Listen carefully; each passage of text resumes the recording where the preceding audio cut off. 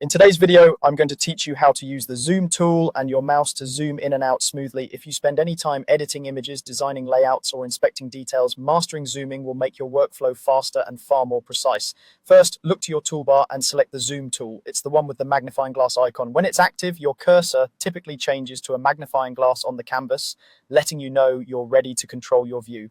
To move in closer, simply click on the image. Each click zooms you in a step, and the view recenters toward the exact spot you click.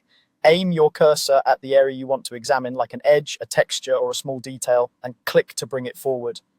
If you need more magnification, keep clicking in short bursts so you can stop exactly where you want. Remember, you're not changing the image itself, only how closely you're viewing it, so it's safe to explore at higher magnifications. If you go a bit too far, you can quickly step back. Hold the Alt key on Windows or the Option key on a Mac and click. With that modifier held down, each click zooms you out instead of in. This is a fast way to back away and regain context without switching tools or interrupting your flow.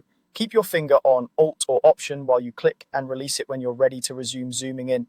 You can also use your mouse wheel for zooming. Place your cursor over the part of the image you care about, then roll the wheel to adjust your view. This keeps the action centered where your cursor is pointing, which is great for accuracy.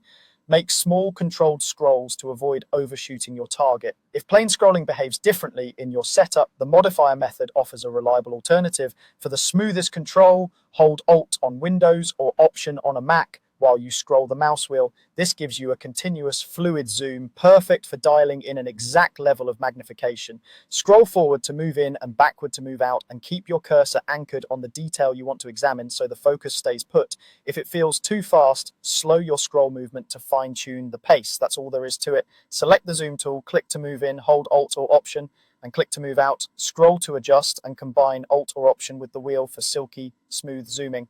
With a little practice, you'll navigate